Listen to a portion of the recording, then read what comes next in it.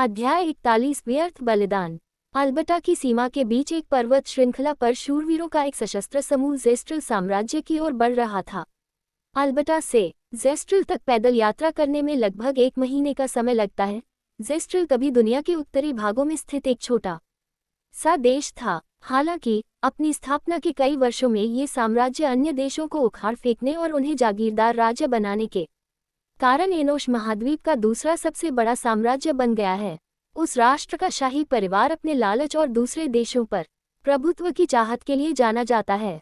Ben एक सुंदर आदमी था जो अपने अंतिम 30वें दशक में था और ज़ेस्ट्रिल साम्राज्य की ओर संदेश पहुंचाने का प्रभारी था। वह अल्बर्टा साम्राज्य में तीसरा सबसे शक्तिशाली व्यक्ति था। हालांकि वह शाही रक्षक सर मैथ्यू के कमांडर जितना प्रसिद्ध नहीं था, लेकिन वह उससे बहुत कम नहीं था। कई लोग सोचते हैं कि वह एक दिन ताकत के मामले में उससे आगे निकल सकता है। कप्तान, हमें लगभग 3 दिनों में जंगल से बाहर निकल जाना चाहिए।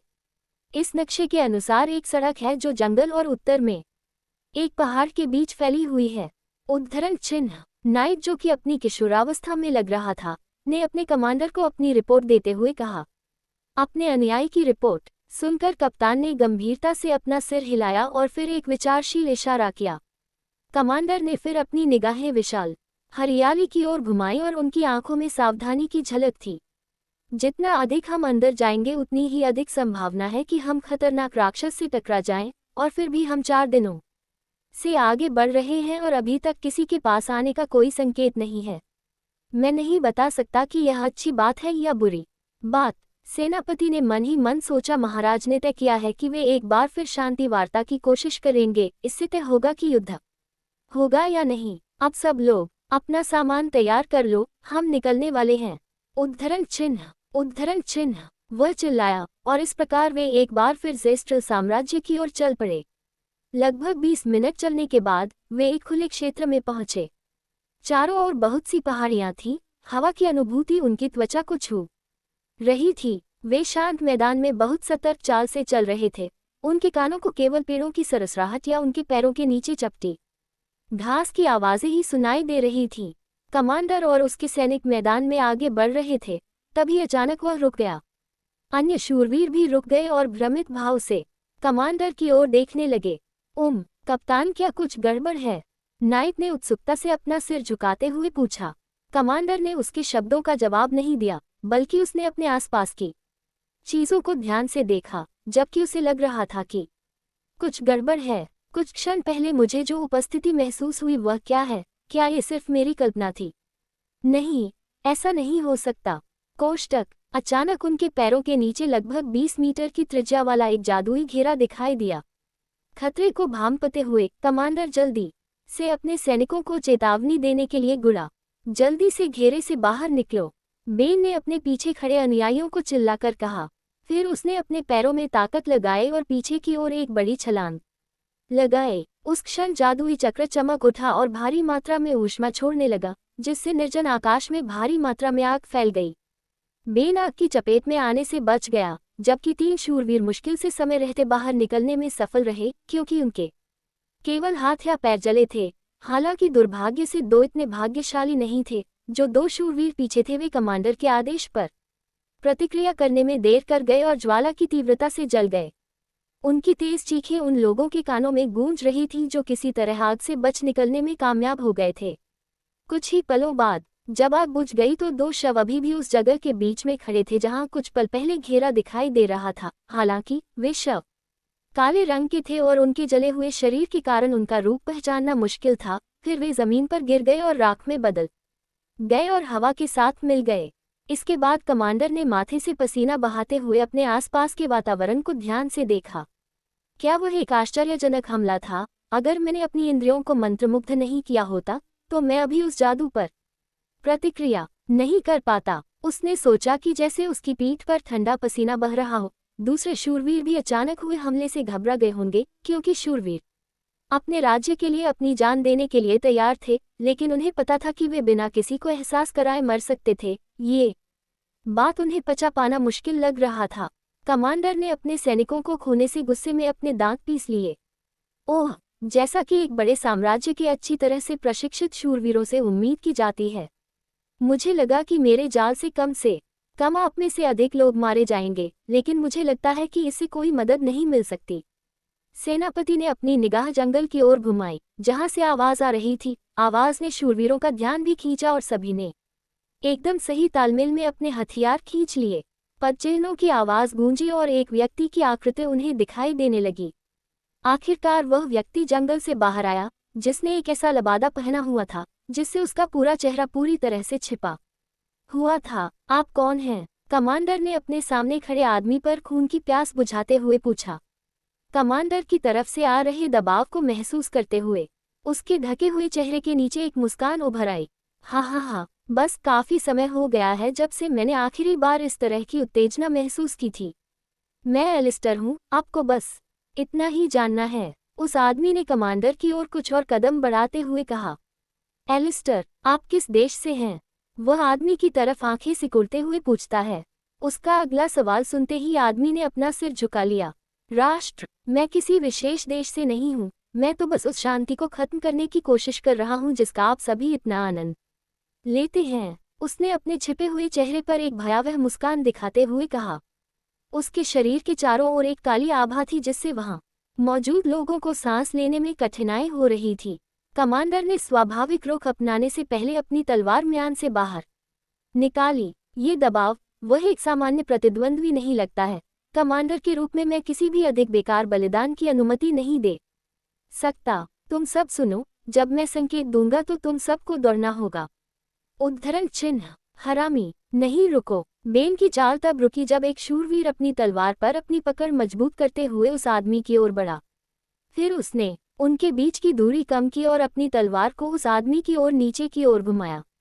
तलवार की दिशा से हटकर उससे बचने के बजाय उसने जानबूझकर तलवार को अपने बाएं कंधे में घुसने दिया। फिर शूरवीर ने विजयी भाव से मुस्कुराते हुए तलवार को अपने कंधे से खींचने की कोशिश की।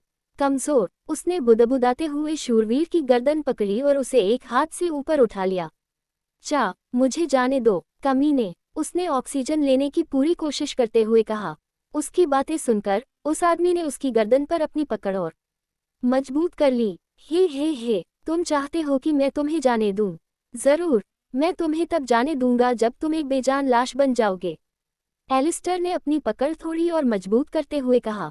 शूरवीर का चेहरा देखने के लिए इंतजार, वह पागलों की तरह चिल्लाया, लेकिन तब तक बहुत देर हो चुकी थी। एलिस्टर ने अपना दूसरा हाथ उठाया और उसकी पांचों उंगलियां 3 मीटर लंबे तीखे काले पंजों में बदल गईं। फिर उसने अपने पंजे शूरवीर की छाती की ओर बढ़ा दिए। इन 5 पंजों में से प्रत्येक पंजे ने फिर उसकी छाती के बीच में छेद कर दिया। गुह, शूरवीर ने मुंह से खून थूका और उसकी आंखें चौड़ी हो गईं, लेकिन फिर उनकी चमक चली गई। फिर एलिस्टर ने अपने बेजान शरीर को जमीन पर फेंक दिया और मुस्कुराते हुए अपने पंजों पर लगे खून को देखा। मुझे खून का स्वाद चखे हुए काफी समय हो गया है, उसने अन्य शूरवीरों की ओर दृष्टि घुमाते हुए कहा। अध्याय 42, अल्बर्टा का तीसरा सबसे मजबूत। बेन ने अपने गिरे हुए अधीनस्थ को देखा और भौहें सिकोड़ ली। वह अपने और अधिक लोगों को नहीं खोना चाहता था, लेकिन अंत में वह उनमें से किसी को भी नहीं बचा सका। उसके भीतर क्रोध उमड़ने लगा और उसने अपनी मुट्ठी भींच ली। आप क्या? वह अपने सामने खड़े आदमी के लंबे पंजों को देखकर पूछता है। उसका सवाल सुनकर एलिस्टर मुस्कुरा देता है। मैं ही वह चीज हूँ जिससे तुम इंसान इतना डरते हो, उन्होंने प्रसन्न स्वर में अपना उत्तर देते हुए कहा। अन्य सभी शूरवीर जहां खड़े थे वहां पसीने से तरबतर हो गए। उनके कप्तान से आने वाला माहौल बहुत ही भारी था। ओह कप्तान, आपको सावधान रहना चाहिए, आपका दबाव आपके अधीनस्थों को डरा रहा है, उसने अपने चेहरे पर एक व्यंग्यात्मक मुस्कान के साथ कहा। फिर बेन ने अपनी कमर पर बंधी तलवार को सहजता से बाहर निकाला और एलिस्टर को घूर कर देखा, जैसे कि उसे श्राप देना चाहता हो। हरामजादे मर जाओ, वह चिल्लाया और फिर फुर्तीली हरकतों के साथ आगे बढ़ा। एक पल में उनके बीच की दूरी कम हो गई। फिर उसने अपने शरीर को गति का उपयोग करके घुमाया और अपनी तलवार को क्षैतिज रूप से एलिस्टर के सिर की ओर घुमाया। अपने पंजों से तलवार को रोकने से पहले उसके चेहरे पर एक अजीब सी मुस्कान दिखाई दी। छी, बेन ने निराशा में अपने दांत पीस लिए क्योंकि उसकी तलवार आसानी से पकड़ी जा चुकी थी। उसने अपनी तलवार पर और वजन डालने की कोशिश की, लेकिन उसकी तलवार हिली नहीं। उस मामले में पृथ्वी माता मेरे शत्रु कीचड़ के दलदल को निगल जा। उद्धरण चिन्ह, वह अचानक चिल्लाया। उसके चिल्लाते ही उनके पैरों के नीचे एक जादुई घेरा दिखाई दिया और फिर जमीन कीचड़ से भर गई और उनका शरीर डूबने लगा, मानो जमीन उन्हें निगलने की कोशिश कर रही हो। तभी एलिस्टर के चेहरे पर उदासी छा गई जब उसने देखा कि उसके पैर जमीन में समा गए हैं। छी, ये कैसी परेशानी है। तो उसने तलवार छोड़ते हुए सोचा। मत स्वैम्प एक बहुत ही परेशान करने वाला मंत्र है। अगर कोई व्यक्ति जमीन में समा जाए, जमीन के नीचे बहुत नीचे गिर जाएगा। कितना नीचे गिरना है ये जादूगर पर निर्भर करता है, लेकिन दुश्मन को धरती के केंद्र में भेजना भी संभव था। ये वास्तव में एक परेशानी भरा मंत्र था। इस विचार के साथ उसने अपने पैरों में ताकत लगाई और हवा में एक बड़ी छलांग लगाई। उसकी छलांग की ऊंचाई लगभग 10 मीटर थी। वह अपने मूल स्थान से लगभग 5 फीट दूर जमीन पर सुरक्षित रूप से उतरने में सक्षम था। ये देखकर कि बेन ने नाराजगी में अपनी भौहें सिकुड़ी। वह उस मंत्र के साथ चीजों को समाप्त करना चाहता था, क्योंकि उसने काफी मात्रा में मैना का उपयोग किया था, लेकिन अब यह असंभव लग रहा था। ऐसा लगता है कि अब मुझे आगे बढ़कर आक्रमण करना होगा। मैं आपको अल्बर्टा की तीसरी सबसे मजबूत टीम की ताकत दिखाऊंगा, उसने सोचा। पास से लड़ना एक खतरनाक विचार था, लेकिन इस स्थिति में उसके पास वास्तव में कोई अन्य विकल्प नहीं था। वह कम से कम समय खरीद सकता था और अपनी जादुई शक्ति के धीरे धीरे बढ़ने का इंतजार कर सकता था और फिर एक बड़ा हमला कर सकता था। फिर उसने अपनी तलवार को अपने हाथों में कसकर पकड़ लिया। एलिस्टर ने अपने चेहरे पर मुस्कुराहट के साथ उसे देखा, हालांकि उसने कुछ भी नहीं कहा, जो उसकी गुस्कुराहट का संकेत दे रहा था। तुम किस बात का इंतजार कर रहे हो? जब चाहो तब मेरे पास आ जाओ। बेन ने अपनी भौहें सिकुड़ते हुए उसे एक बार फिर आगे बढ़ाया। उसने अपनी तलवार को एलिस्टर के दिल की ओर तेजी से बढ़ाया, हालांकि एलिस्टर ने अपनी तरफ आती तलवार को चकमा देते हुए अपना शरीर एक तरफ कर लिया। फिर उसने अपने पंजों का इस्तेमाल बेन के पेट पर वार करने के लिए किया। खतरे को भांपते हुए बेन ने तुरंत अपनी तलवार को आगे बढ़ाया और अपनी तरफ आते पंजों को रोक दिया। फिर दोनों ने कुछ देर तक हमलों का आदान प्रदान जारी रखा। फिर वे अपने बीच दूरी बनाने के लिए दूर चले गए। हाँ, बुरा नहीं है। काफी समय हो गया है जब से मैंने आखिरी बार इस उत्तेजना को महसूस किया था, उसने खिलखिलाकर हंसते हुए कहा। हालांकि बेन के माथे से पसीना आ रहा था, उसकी सांसें उखड़ रही थी। कई बार उनके बीच बातचीत के दौरान उसे ऐसा लगा कि वह मरने वाला है। वह अब तक केवल अपनी मंत्रमुग्ध इंद्रियों के कारण ही उन हमलों से बच पा रहा था, लेकिन उसकी थकान धीरे धीरे बढ़ती जा रही है। मुझे अब ये खत्म करना होगा। उद्धरण चिन्ह। वह जल्दी से बोला। सावधान, अब आप अपना ध्यान नहीं खो सकते कप्तान। उद्धरण चिन्ह। बेन ने जब उस आदमी की आवाज सुनी जिसका वह सामना कर रहा था, तो वह चौंक गया। आवाज ऐसी लग रही थी जैसे वह बहुत नजदीक से आ रही हो। फिर उसने अपना सिर घुमाया और देखा कि 5 काले पंजे उसके चेहरे की ओर आ रहे हैं। उसने तुरंत अपना सिर पीछे की ओर झुका लिया और पंजों से बाल भर की दूरी से बच निकला। अरे, वह मेरे पीछे कैसे आ गया? वह मन ही मन आश्चर्यचकित हुआ, लेकिन इससे पहले कि वह कुछ पूछ पाता, एलिस्टर तुरंत ही असंभव गति से उसकी ओर आया। लानत है सब पर। धरती माता, मुझे सभी खतरों से बचाओ। धरती की दीवार। बेन ने चिल्लाकर कहा कि एक जादुई घेरा दिखाई दिया और उसके सामने 3 ईंटों की दीवारें बन गईं। एलिस्टर ने ये देखा और आगे बढ़ते हुए उसका उपहास किया।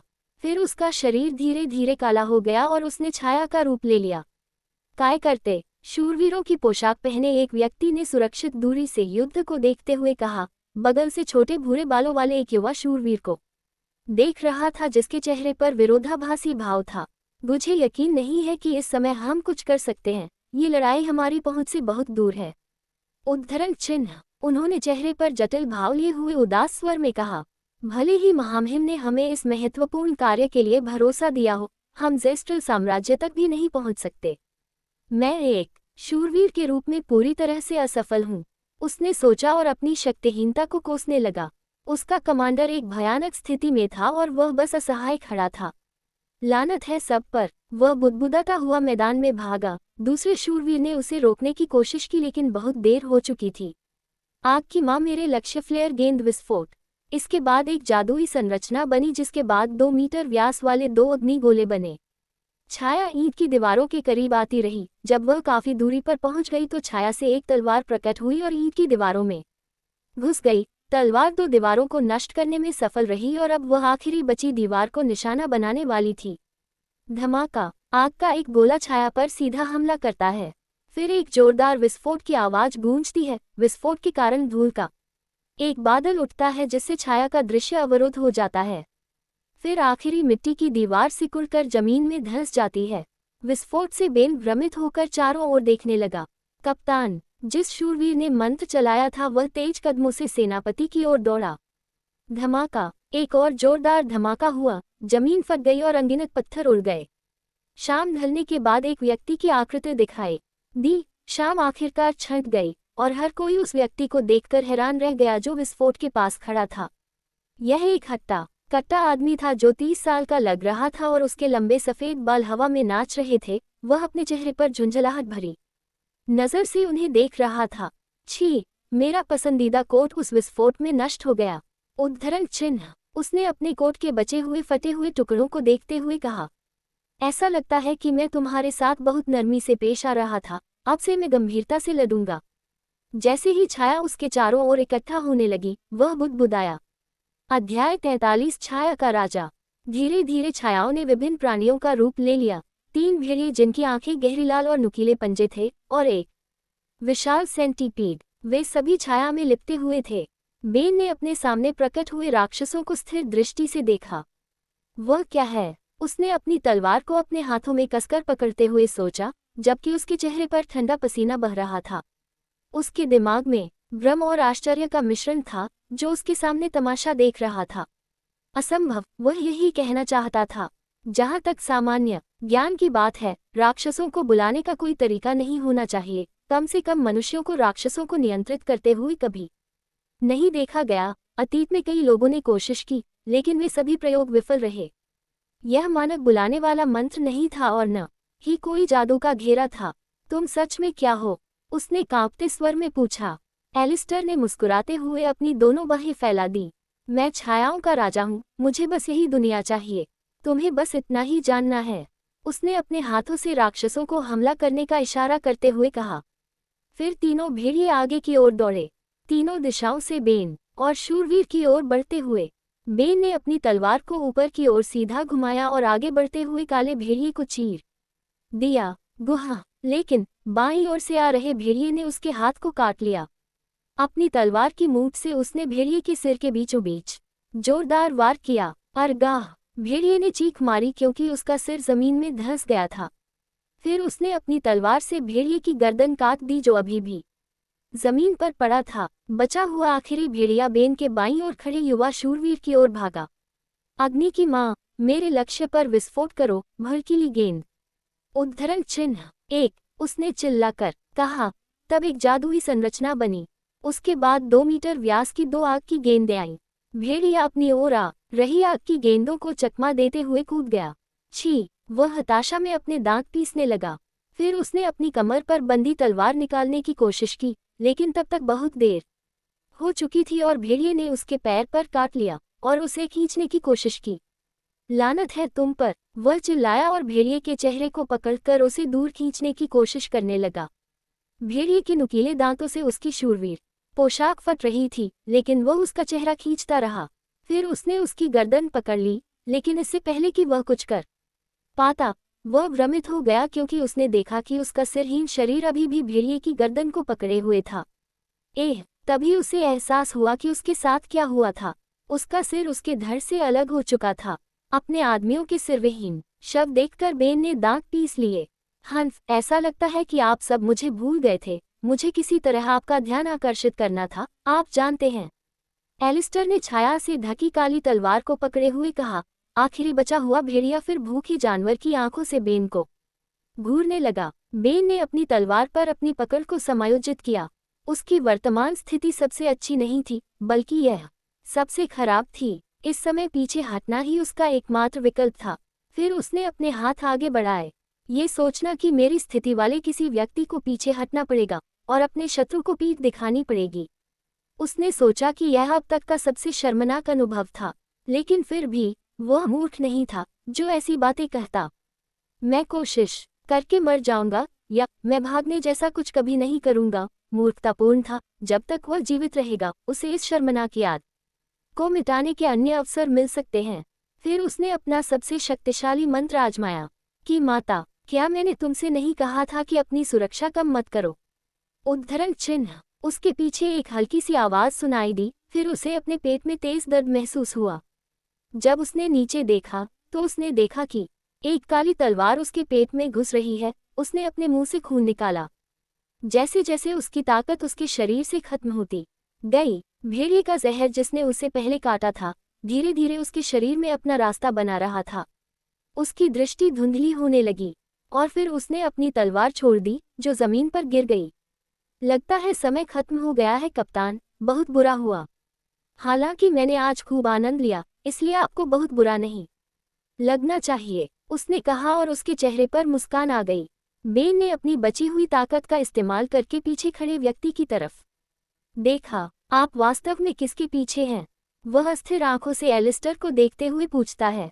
जैसा कि मैंने पहले कहा, मैं छायाओं का राजा हूँ, मुझे यही दुनिया चाहिए, उन्होंने सरलता से कहा। जी भाड़ में जाओ, वह घृणा से बुदबुदाया। उसकी बातें सुनकर एलिस्टर मुस्कुराया। नहीं, आप अकेले जा सकते हैं। उद्धरण चिन्ह। फिर उसने अपनी लंबी तलवार उसके पेट से बाहर निकाली। बड़ी मात्रा में रक्त बह निकला और बेन का निर्जीव शरीर जमीन पर गिर पड़ा। आह, ये कितना कष्टदायक है। उद्धरण चिन्ह। एक खास दिशा में देखने से पहले उसने कुछ बुदबुदाया। एक अकेला शूरवीर कांपते पैरों के साथ खड़ा था। आखिर वह राक्षस क्या है? उसने जंगल में पूरी गति से भागने से पहले सोचा। भागते हुए शूरवीर की पीठ को देखते हुए एलिस्टर ने अपने आदेश की प्रतीक्षा कर रहे विशाल सेंटीपीड की ओर मुड़ने से पहले उपहास किया। यह एक सेंटीपीड था जिसकी लंबाई लगभग 40 सेमी थी, जिसकी त्वचा काली थी और जिसके दोनों तरफ अनगिनत पैर उगे हुए थे। उसे ढूंढो और मार डालो, सुनिश्चित करो कि यहाँ से कोई भी जीवित न निकल सके। उन्होंने बताया कि जैसे ही उसका शरीर काला पड़ गया, उसने तुरंत छाया का रूप ले लिया और गायब हो गया। इसके बाद सेंटीपीड ने जमीन के नीचे अपना रास्ता बनाया और अपने पीछे लगभग 30 सेंटीमीटर की त्रिज्या का एक गहरा गड्ढा छोड़ दिया। तारानकन तारानकन तारानकन। हरियाली से भरे घने जंगल के अंदर शूरवीरों की पोशाक पहने एक व्यक्ति जंगल के पूर्वी हिस्से में तेजी से भाग रहा था। घने पेड़ और कांटेदार शाखाएं उसे पार करना मुश्किल बना रही थीं, लेकिन अपनी तलवार का इस्तेमाल करके उसने आसानी से उन शाखाओं को काट दिया जो उसके रास्ते में आ रही थीं। वह तेजी से जंगल में गहराई तक जा रहा था। एक शूरवीर के तौर पर उसने पहले से ही अपने शरीर को लगभग रोजाना प्रशिक्षित किया था, इसलिए उसकी सहन शक्ति इतनी जल्दी खत्म नहीं हो रही थी। उसकी एकमात्र समस्या ये थी कि उसे नहीं पता था कि अल्बर्टा साम्राज्य की दिशा कौन सी है। वह बस जल्द से जल्द खतरे से दूर भागने के लिए भाग रहा था। आराम करने के लिए एक उपयुक्त स्थान ढूंढते हुए वह एक खेत के पास रुका जिसमें अनगिनत पौधे उग रहे थे। दृश्य सुंदर था, लेकिन अभी उसका मन उस दृश्य की प्रशंसा करने का नहीं था। उसके दिमाग में केवल यही विचार था कि क्या वह चला गया है। उसका दिल उसकी छाती में जोर से धड़क रहा था। वह भय, चिंता और अन्य जटिल भावनाओं से भर गया था। उसके कमांडर और साथी सभी को उसकी आंखों के सामने एक ही व्यक्ति ने मार डाला, वह जो कभी भी अपने कप्तान को आमने सामने की लड़ाई में पराजित नहीं कर सकता था, बस उसे मरते हुए देख रहा था। यह कोई आश्चर्य की बात नहीं थी कि उसने अपना धैर्य खो दिया था। सरसराहट। पेड़ों की सरसराहट साफ सुनाई दे रही थी। उसके रोंगटे खड़े हो गए थे और वह अपने मुंह पर हाथ रखकर चिल्लाने की इच्छा को रोक रहा था और एक मोटे पेड़ के पीछे छिप गया। सेंटीपीड धीरे धीरे पेड़ की ओर बढ़ रहा था। उसका विशाल शरीर धीरे धीरे विशाल पेड़ के चारों ओर लिपट गया। जब सेंटीपीड काफी करीब आ गया तो उसने अपनी तलवार को अपने हाथों में कसकर पकड़ लिया। मर गई। उसने अपनी तलवार को कनखजूरे के सिर की ओर जोर से घुमाते हुए चिल्लाया। हालांकि कनखजूरे के एक पैर ने उसकी तलवार को रोक दिया और दूसरे पैर से उसकी छाती में घुस गया। गाह। फिर उसने खून की खांसी की और कनखजूरे को घूरने लगा। फिर कनखजूरे का सिर मुंह से बाहर निकला और फिर उसका पूरा शरीर निगल लिया गया। इसके बाद कनखजूरा फिर से जमीन के नीचे भाग गया। खैर, ऐसा लगता है कि मिशन पूरा हो गया है। वह एक मोटी पेड़ की टहनी के ऊपर खड़ा होकर बुदबुदाया। हालांकि वह थोड़ा निराश दिख रहा था। मैं उसका सिर राज्य में लाना चाहता था, लेकिन मुझे लगता है कि कमांडर ऐसा करेगा, एलिस्टर ने मन ही मन कहा। फिर वह पेड़ से नीचे कूद गया और जंगल में गायब हो गया। अध्याय 44। तेकी के जंगल से होकर भूमि पर अंतहीन रूप से फैला हुआ विशाल हरियाली का एक जंगल। यह एक ऐसा दृश्य था जिसका मैं पूरी तरह से आदी हो गया था जब से मैंने अपनी यात्रा शुरू की थी। कई छोटे छोटे छिनते हुए प्रकाश पेड़ों के पत्तों के बीच की छोटी छोटी दरारों से चमकते थे और धुंधले जंगल को रोशन कर रहे थे। आह, हम इस कष्टदायक जंगल को कब छोड़ेंगे? मैं एक ही दृश्य को देखते देखते थक गया हूँ। जिसने झुंझलाहट से भरे स्वर में ये कहा। वह एक ऐसी महिला थी जिसके बारे में कहा जा सकता है कि वह इस दुनिया के लिए बहुत खूबसूरत है। उसकी कमर तक लंबे हरे बाल उसकी पीठ के पीछे हल्के से झूल रहे थे। उसकी त्वचा जो ताज़ी बर्फ की तरह सफ़ेद थी, सूरज की रोशनी में चमक रही थी। मैं उसकी खूबसूरत शक्ल को देखकर खुद को रोक नहीं पाया और मेरी सांस फूल गई। हाँ, आप जानते हैं, हम इस जंगल में केवल 4 दिनों से हैं।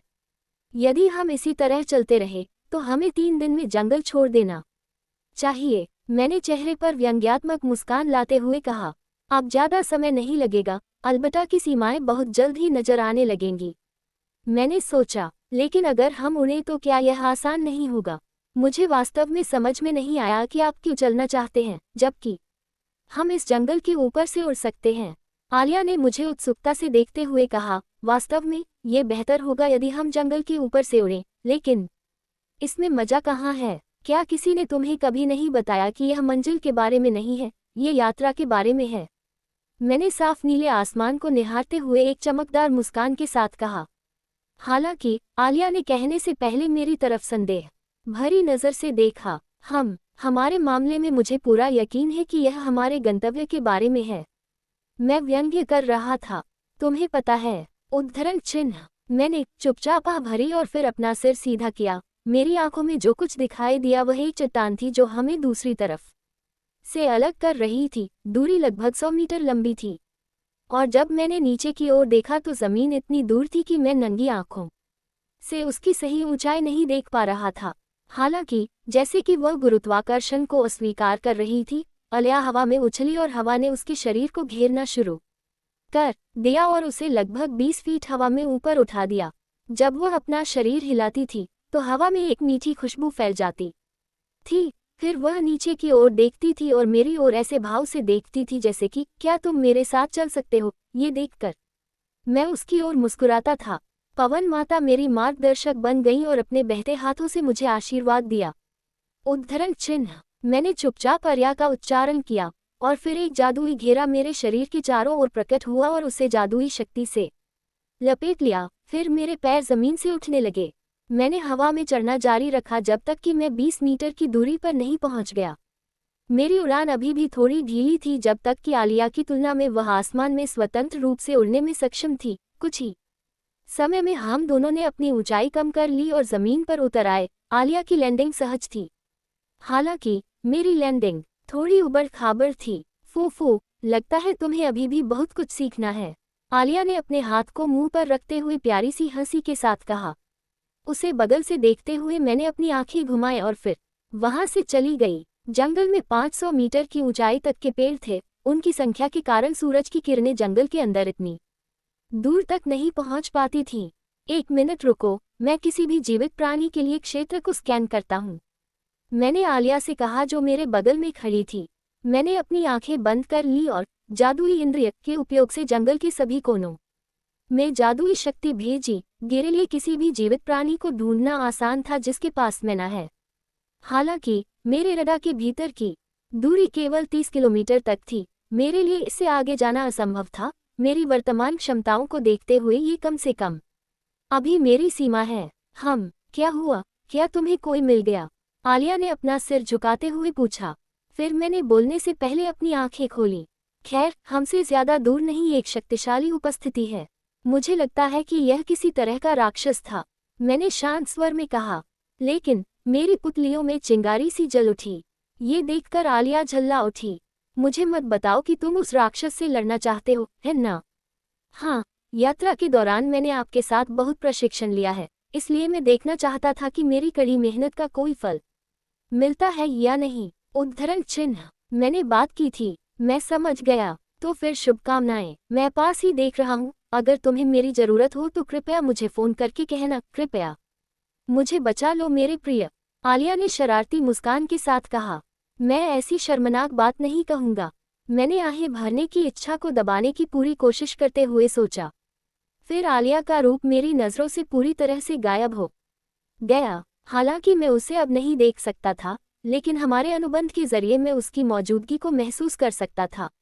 मैंने अपनी नज़रें अपने वर्तमान स्थान से 30 मील दूर एक पेड़ की ओर घुमाई, जहां आलिया एक पेड़ की शाखा पर शान से बैठी हुई मुझे घूर रही थी। फिर मैंने अपनी नज़र सीधे सामने की ओर घुमाई, जहां राक्षस प्रकट होने वाला था। बैंग बैंग बैंग, जैसे ही मेरे कानों में तेज कदमों की आवाज आने लगी, कई पेड़ गिरने लगे और जल्द ही मेरे सामने एक छाया प्रकट हुई।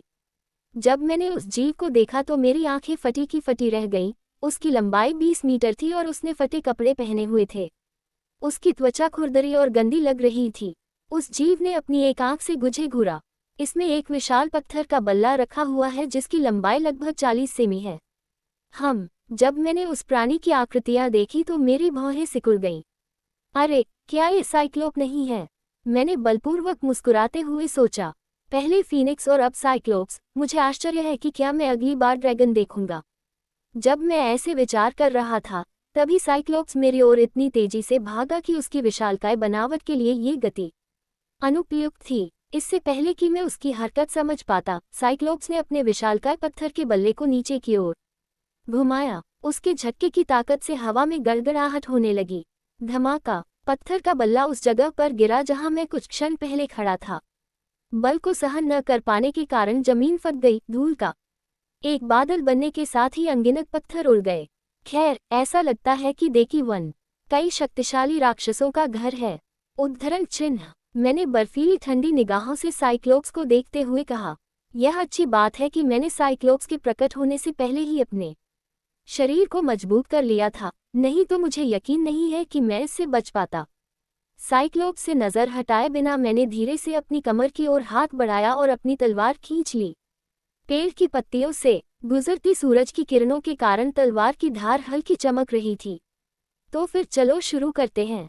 उद्धरण चिन्ह। मैंने साइक्लोप्स की ओर तेजी से बढ़ने से पहले कहा, जैसे कि उसे मेरी दुश्मनी का एहसास हो गया हो। उसने तुरंत एक बार फिर अपने पत्थर के बल्ले को घुमाने की कोशिश की। स्वश! पत्थर का बल्ला मेरे सिर के पास से बाल भर की दूरी से गुजरा तो हवा में चुभन महसूस हुई। जैसे ही पत्थर का बल्ला जमीन पर आया, मैं तुरंत उस पर चढ़ गया और उसे अपने पैरों के सहारे खड़ा करके उसके सिर की ओर भागा रहा। साइक्लोप्स ने पत्थर की बल्ली हिलाकर मुझे नीचे गिराने का प्रयास किया। छी, कितनी परेशानी वाली बात है। उद्धरण चिन्ह। पीछे की ओर कूदने से पहले मैंने कुछ बुदबुदाया। मेरे कूदने के दौरान साइक्लोप्स ने अपना बल्ला उठाया और फिर उसे पूरी ताकत से नीचे की ओर लाया।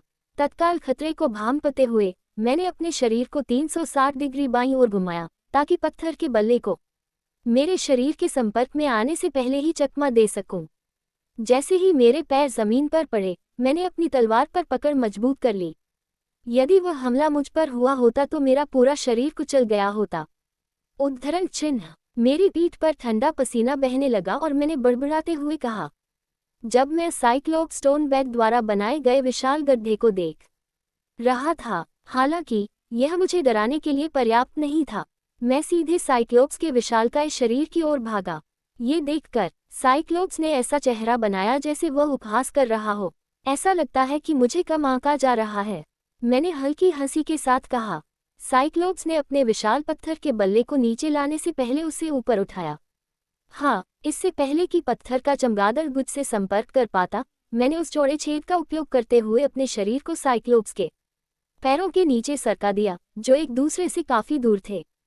फिर मैंने मंत्रोच्चार करने से पहले तुरंत अपना शरीर घुमाया।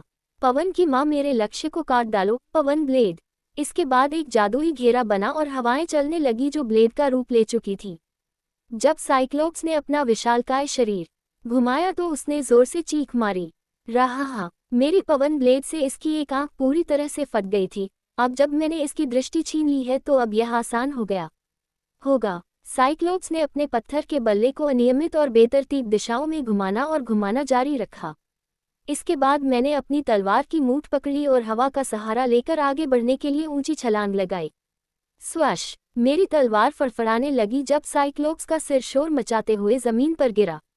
उसके तुरंत बाद उसका विशाल शरीर आगे की ओर गिरा और उसके बाद धूल का एक बादल छा गया। ताली टिल्ड ताली। बहुत बढ़िया, ये बहुत शानदार था। उद्धरण चिन्ह। आलिया ने प्रसन्नतापूर्वक मुस्कुराते हुए कहा। उसकी प्रसन्नता देखकर मैं अपनी मुस्कान को रोक नहीं सका। अगर वह होती तो मुझे यकीन है कि वह उस लड़ाई को बहुत जल्दी खत्म कर सकती थी।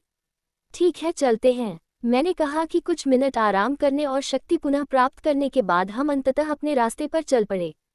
तारांकन तारांकन तारांकन। दिलचस्प, मुझे दो शक्तिशाली उपस्थितियां महसूस हो रही हैं, एक आत्मा लगती है जबकि दूसरी मानव लगती है। एक धीमी स्त्री जैसी आवाज सुनाई दी, कमर तक लंबे चांदी के बाल और गहरी लाल आंखें जो जूल्स की तरह चमक रही थी। उसकी नौ चांदी की लोमड़ी की पूंछ चुपचाप हिल रही थी। जैसे ही उसने पहाड़ से नीचे की ओर देखा। अध्याय 45 याओ गांव में परेशानी। राज्य की सीमाओं से लगभग 20 किलोमीटर दूर डेकी जंगल के अंदर लगभग 35 ग्रामीणों वाला एक छोटा सा गांव था। गांव को जंगल से अलग करने के लिए जो लकड़ी बनाई गई थी वह बहुत पुरानी और जंग लगी हुई लग रही थी। एक लात से शायद ये छोटे छोटे टुकड़ों में बिखर सकती थी।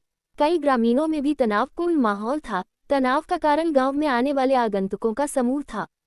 बूढ़े आदमी, मुझे तुम्हें कितनी बार याद दिलाना पड़ेगा, हमें ये सस्ती शराब पिलाना बंद करो, आदमी ने कहा और ताज़ा बियर का गिलास जमीन पर फेंक दिया। गिलास टूटने की आवाज़ कमरे में गूंज उठी। मुझे खेद है, लेकिन हमारे पास इतनी ही शराब है। मुखिया ने अपना सिर जमीन पर झुकाते हुए कहा। हमें क्षमा कर दीजिए। गांव के कई लोगों ने भी मुखिया का अनुसरण करते हुए तुरंत अपना सिर नीचे कर लिया। उन्हें अपना सिर नीचे करते देख पुरुषों का समूह मुस्कुराने लगा। अब आओ चीफ, आपके पास कम से कम अलबत्ता राज्य की शराब तो होनी ही चाहिए, नहीं? हमने वादा किया था कि हम आपके गंदे गांव की रक्षा करेंगे, फिर भी आप हमारी भरपाई एक गिलास शराब से भी नहीं कर सकते। उद्धरण चिन्ह। सोफे पर बैठा हुआ मोटा आदमी बोला। उसके दोनों अनुयायियों के चेहरे पर अहंकार के भाव थे। ये गांव अलबत्ता राज्य और वतनवे राज्य के बीच में स्थित था। दुर्भाग्य से ये गांव दोनों राज्यों की सीमा से बहुत दूर स्थित था, इसलिए वे किसी भी राज्य से सुरक्षा का अनुरोध नहीं कर सकते। उनके गांव की आबादी कभी 100 से ज्यादा थी, लेकिन लगातार राक्षसों के हमले के कारण कई ग्रामीणों का दुर्भाग्यपूर्ण अंत हो गया। हालांकि जब ये साहसिक यात्राएं चल रही थीं, तो संयोग से वे अपने गांव में पहुंच गए और उनकी रक्षा करने की कसम खाए। लेकिन ये केवल सही था। गांव में कई खूबसूरत महिलाएं थीं जो आसानी से उनकी जरूरत पूरी कर सकती थीं। हमारे यहाँ आने के बाद से कोई राक्षस हमला नहीं हुआ है न? मैंने पहले ही तुमसे कहा था कि अगर तुमने खिलवाड़ करना बंद नहीं किया तो हम चले जाएंगे, उसने सख्त लहजे में कहा। अगर उसके कपड़ों की तुलना किसी रईस के कपड़ों से की जाए तो कोई कह सकता है कि यह कुछ भी नहीं है, लेकिन अगर कोई आम आदमी भी उसके कपड़ों को देखे तो वह तुरंत कहेगा कि यह बहुत बढ़िया है। उस आदमी के छोटे छोटे बिखरे हुए सुनहरे बाल थे और उसकी पीठ पर एक बड़ी चौड़ी तलवार लटकी हुई थी। उसके दोनों साथी दुबले पतले थे और उनकी लंबाई औसत थी। एक गंजा आदमी था जिसकी भौहों के दाईं ओर एक निशान था। दूसरे आदमी के लंबे भूरे बाल थे और उसने एक साधारण एडवेंचर सूट पहना था जो यात्रा के लिए बनाया गया था। उसने कमरे के अंदर मौजूद महिला को अपनी आंखों में तीव्र चमक के साथ देखा। हाँ, लेकिन दुर्भाग्य से हम पिछले कुछ दिनों में कोई भी आपूर्ति जमा नहीं कर पाए हैं। थोड़ी लंबी सफ़ेद दाढ़ी वाले एक बूढ़े आदमी ने अपना माथा जमीन पर टिकाते हुए कहा।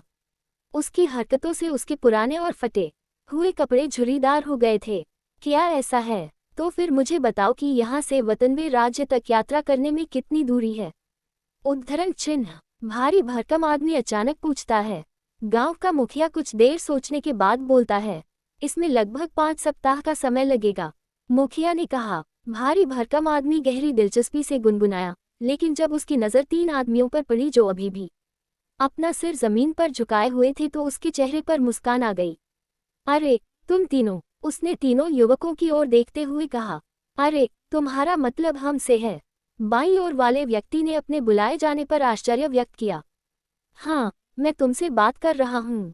मैं चाहता हूँ कि तुम तीनों वतनवे किंगडम जाओ और हमारे लिए कुछ अच्छी बियर लाओ, उन्होंने सुखद मुस्कान के साथ कहा। उसका अचानक आदेश सुनकर लोग कांप उठे और अपना सिर नीचे कर लिया। रुको सर, हम नहीं कर सकते। उस जंगल में शक्तिशाली राक्षस घूम रहे हैं। योजक चिन्ह। बीच में खड़े आदमी ने डरते हुए कहा।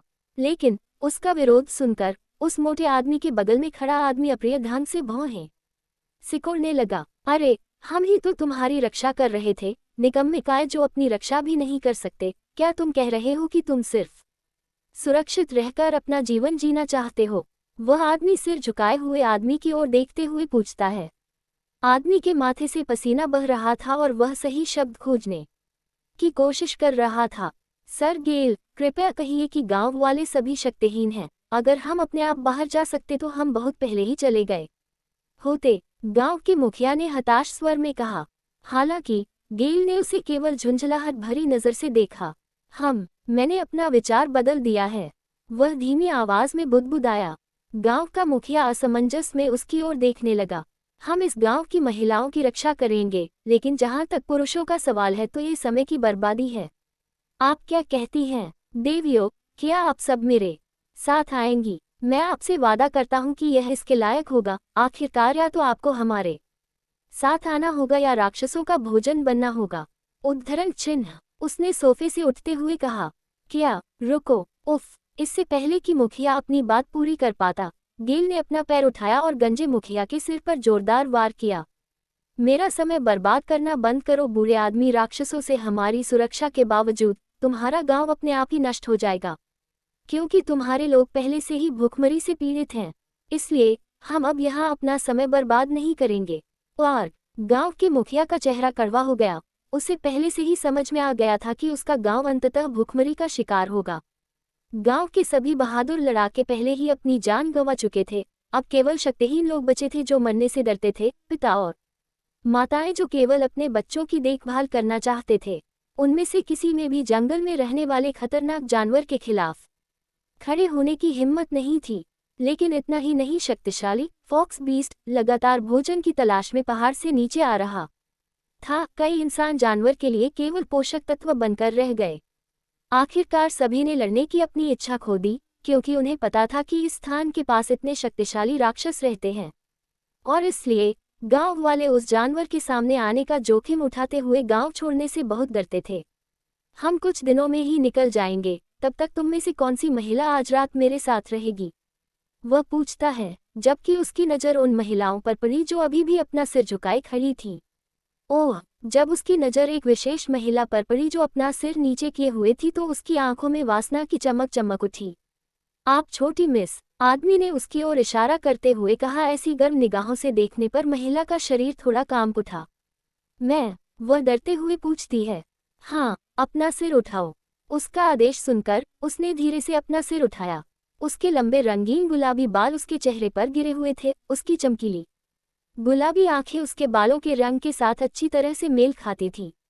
हालांकि उसने पिछले कुछ दिनों में ठीक से खाना नहीं खाया था, फिर भी उसका शरीर बहुत आनुपातिक था। वह 18 साल की लगती है। महिला ने अपनी खूबसूरत मुस्कान को बनाए रखने की पूरी कोशिश करते हुए चुपचाप अपने होठों को काटा। बताओ, तुम्हारा नाम क्या है? यह एलिस है, उसने उसके सवाल का जवाब देते हुए कहा। उसकी बातें सुनकर उसकी आंखें चमक उठीं। तो फिर क्या एलिस, तुम आज रात मेरे साथ मेरे कमरे में चलोगी? वह संतोषप्रद मुस्कान के साथ पूछता है। एलिस कुछ देर चुप रही और फिर कुछ बोली। रुको, तुम नहीं कर सकते, वह मेरी बेटी है। एक सुंदर सुडौल व्यक्ति ने अचानक घबराए हुए भाव के साथ गेल को पुकारा। स्वश्टिल्ड, तलवार फड़फड़ाए और उस आदमी का सिर जमीन पर गिर गया। कमरे में मौजूद सभी लोग घबरा गए, क्योंकि उन्होंने देखा कि उनके साथी ग्रामीणों में से एक की अभी अभी जान गई है।